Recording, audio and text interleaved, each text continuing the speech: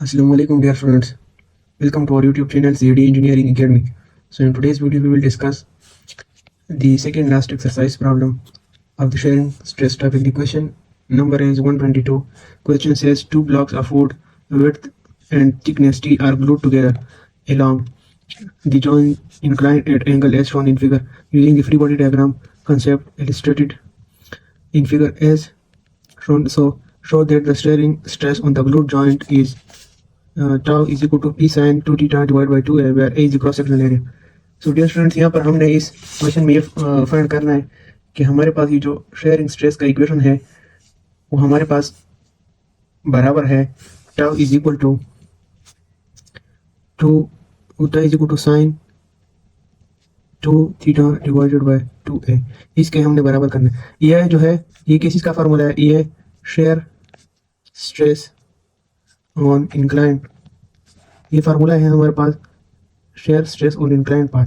ठीक है, इस पर शेयर स्ट्रेस का फार्मूला ये होता है, तो ये हमने असल में डिराइव करना है। अच्छा, तो चलिए शुरू करते हैं इसका सोल्यूशन। अच्छा स्टूडेंट्स, तो यहाँ पर शो करता हूँ हम लोग। यहाँ पर मैंने कुछ ये ब्लॉक जो इसका डायग्राम बनाया है। ठीक है, यहाँ पर ये ब्लॉक है, इस एरिया पर ये दोनों ग्लू है, तो मैंने ये पार्ट बनाया है। ठीक है, ये एरिया जो है ये एरिया ये ग्लू है दूसरे के साथ। तो यहाँ पर क्योंकि इस पर फोर्स लगेगा इस तरफ, तो यहाँ पर पी डायरेक्शन है और इस डायरेक्शन में भी फोर्स लगेगा। अच्छा, ये उसका विड्थ है, सही है, डबल से शो हुआ है, और ये उसका थिकनेस है।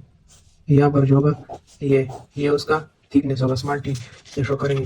तो डियर स्टूडेंट्स, यहाँ पर अगर मैं इसको फ्रंट व्यू से देखूँ इस तरह, सही है, तो यहाँ पर हमारे साथ एंगल इधर बन रहा है, देखो इधर थीटा, और यहाँ पर भी एंगल बन रहा है थीटा, सही है। फोर्स इस साइड से लग रहा है, और ये जो फोर्स है इसके दो कंपोनेंट्स बनेंगे। वो कंपोनेंट कौन से डायरेक्शन में होंगे? वो कंपोनेंट हमारे साथ एक तो नॉर्मल कंपोनेंट होगा। नॉर्मल कंपोनेंट किस तरह होगा? ये जो इंक्लाइन पाथ है ना, तो इसके बिल्कुल ही 90 डिग्री पे, देखो इंक्लाइन पाथ के 90 डिग्री पे नॉर्मल कंपोनेंट होगा इस पी फोर्स का। और दूसरा कंपोनेंट जो है वो कहाँ पे होगा? वो इस एरिया के पैरेलल होगा, सही है। इस तरह ये दो कंपोनेंट इसके बनेंगे, और यहाँ पर ये जो एंगल है, ये एंगल यहाँ पर ये इसके साथ बराबर होगा। देखो यहाँ पर एंगल एक्स एक्सिस के साथ बन रहा है थीटा, तो यहाँ पर भी एक्सिस के साथ ये थीटा होगा, सही है। ये एंगल बराबर हो गए, तो इसको मैं क्या नाम देता हूँ? एन, सही है, इस कंपोनेंट को। और ये पी फोर्स के इस कंपोनेंट को मैं भी नाम देता हूँ, सही है। ये एन जो है ये एन जो है इसको मैं क्या नाम देता हूँ? इसको मैं कहता हूँ कि ये नॉर्मल कंपोनेंट है, सही है। असल में ये टॉपिक का नाम होना चाहिए share stress on incline path. तो चलिए इस प्रॉब्लम में आप लोगों को क्लियर हो जाए नॉर्मल कंपोनेंट। और ये क्या है? ये जो है ये परपेंडिकुलर है, perpendicular to the plane of failure. ये जहाँ पर फेलियर आ रहा है, सही है, या जहाँ पर फ्रैक्चर आ रहा है, तो इसके परपेंडिकुलर होगा, सही है। इस पाथ के देखो इस पाथ के परपेंडिकुलर होगा, ये यहाँ पर इस तरह होगा, और ये फोर्स जो है इसके पैरेलल होगा। इसको मैं क्या कहता हूँ? पैरेलल या टेंजेंशियल कंपोनेंट, सही है। और ये क्या होगा? Parallel to the plane of fracture होगा, सही है। अब इसके बाद हमारे साथ हमने क्या प्रूफ करना है कि shear stress is equal to P sine 2 theta divide by 2 show करना है। तो डियर स्टूडेंट्स, आप लोगों को पता है टाउ हमारे साथ ये टाउ है, टाउ हमारे साथ बराबर है किस चीज़ के? वी डिवाइडेड बाय एरिया, सही है। यहाँ पर हमारे साथ एरिया कौन सा एरिया होगा? ये एरिया होगा, ये जो प्लेन ऑफ फेलियर है ये एरिया होगा। तो इस एरिया में हमारे साथ ये थिकनेस हो जाएगा मल्टीप्लाई बाय ये लेंथ हो जाएगा, ठीक है। थिकनेस मल्टीप्लाई ये लेंथ से हमारे पास ये एरिया आएगा, सही है। ये देखो ये थिकनेस मल्टीप्लाई बाय ये लेंथ, इससे हमारे साथ यहाँ पर इसका एरिया होगा। तो मैं यहाँ पर क्या लिखता हूँ? Area is equal to L multiply by T. और दूसरी बात ये, अगर इस डायग्राम को देखो, ये जो है ये मैं इस छोटे से ट्रायंगल को यहाँ पर शो करूँ, तो ये मैं इस तरह लिख सकता हूँ, सही है। ये मैंने इसलिए क्यों लिख लिया? क्योंकि यहाँ पर मैंने एल की वैल्यू फाइंड करनी है, सही है। तो एल जो है देखो यहाँ पर अगर मैं लिखूँ कि sine theta is equal to perpendicular divide by hypotenuse, तो यहाँ पर हमारे साथ आ जाएगा sine theta is equal to perpendicular, W है, हाइपोटेन्यूज हमारे पास क्या है? हाइपोटेन्यूज हमारे साथ लेंथ है, लेंथ, सही है, डब्ल्यू बाई एल हो जाएगा। तो यहाँ से हमारे पास एल की वैल्यू क्या है? एल इधर आ जाएगा, साइन थीटा इधर आ जाएगा, तो एल की वैल्यू इधर से हमारे पास आ जाएगी W divide by sine theta, सही है। ये हमारे पास किस चीज़ की वैल्यू? ये एल की वैल्यू। तो ये मैं इस फार्मूले में पुट करता हूँ, तो एरिया हमारे साथ आ जाएगा area is equal to W divide by sine of theta multiply by T. ये हमारे साथ आ गया। इस एरिया के फार्मूले को हमने अभी शेयर के फार्मूले में पुट कर, सो हमारे साथ आ जाएगा अच्छा, तो हमारे साथ आ जाएगा यहाँ पर is equal to V divided by W sine of theta multiply by T. सही है, हमारे साथ ये आ जाएगा।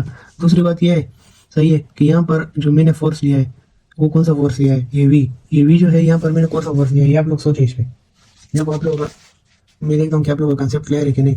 देखो ये शेयर स्ट्रेस है ना, तो शेयर स्ट्रेस में dear students, according to the concept and book theory, हमने शेयर स्ट्रेस में वो फोर्स लेना होता है जो एरिया के पैरेलल होता है। तो यहाँ पे इस फोर्स का ये वी कंपोनेंट जो है ना, वो इस एरिया के पैरेलल है, तो मुझे वी लिखना है। और यहाँ पर एंगल, ये जो एंगल है वो इस कंपोनेंट के साथ बन रहा है, वी कंपोनेंट के साथ बन रहा है। तो यहाँ पर मैं इस तरह लिख सकता हूँ कि V is equal to P cos of theta. क्यों? क्योंकि वी कंपोनेंट जो है उसके साथ इस फोर्स का एंगल बन रहा है, जिसके साथ एंगल बन रहा है उसके साथ हम खास लिखेंगे। तो इधर हम ये वैल्यू भी डाल सकते हैं, इस वी की ये वैल्यू डाल सकते हैं। तो मैं लिख सकता हूँ P cos of theta divided by W T divide by sine of theta.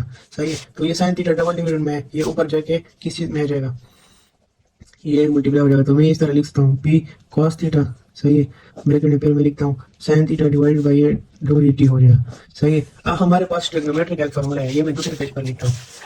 तो हमारे पास ट्रिग्नोमेट्री, फ्रॉम ट्रिग्नोमेट्री,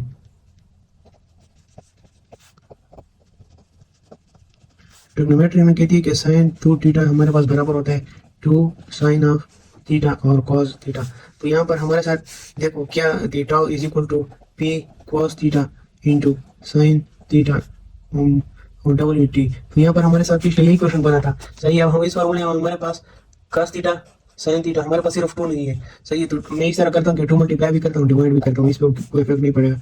सही है, तो हमारे साथ क्या हो जाएगा, देखो टू साइन कॉस थीटा, तो इस वैल्यू के बराबर मैं ये लिख सकता हूँ कि two sine theta cos theta is equal to sine two theta. तो इधर मैं लिख लूंगा P sign two theta is equal to, ये टू इसके साथ आएगा टू डब्ल्यू इंटू टी। तो ये स्टूडेंट्स यहाँ पर हमारे साथ डब्ल्यू और टी किस चीज के बराबर है, ये हमारे पास विड्थ है और ये थिकनेस है, तो ये एरिया के बराबर है। तो ये हमारे साथ आ जाएगा टू, तो ये हमारे साथ आ जाएगा sorry P sign two theta is equal, हमारे साथ आ जाएगा सॉरी ये P sign two theta divided by two A, क्योंकि एरिया हमारे साथ वेट मल्टीप्लाई बाय थिकनेस के बराबर है। डियर स्टूडेंट, तो यही क्वेश्चन हमारे साथ प्रूफ हो गया।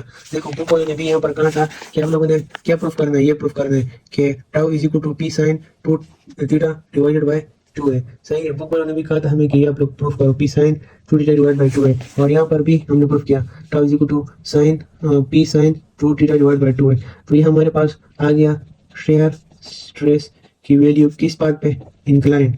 सही है, इंक्लाइन एरिया पे। सही है, ये स्ट्रेस की वैल्यू, इस पे आगे हम प्रॉब्लम, एक और प्रॉब्लम, लास्ट प्रॉब्लम ये सॉल्व करेंगे। देखो जैसा यहाँ पर अगर मैंने आप लोगों को लिखा हो कि हमने ये प्रूफ करना था, सही है, तो ये हमारे साथ प्रूफ हो गया है।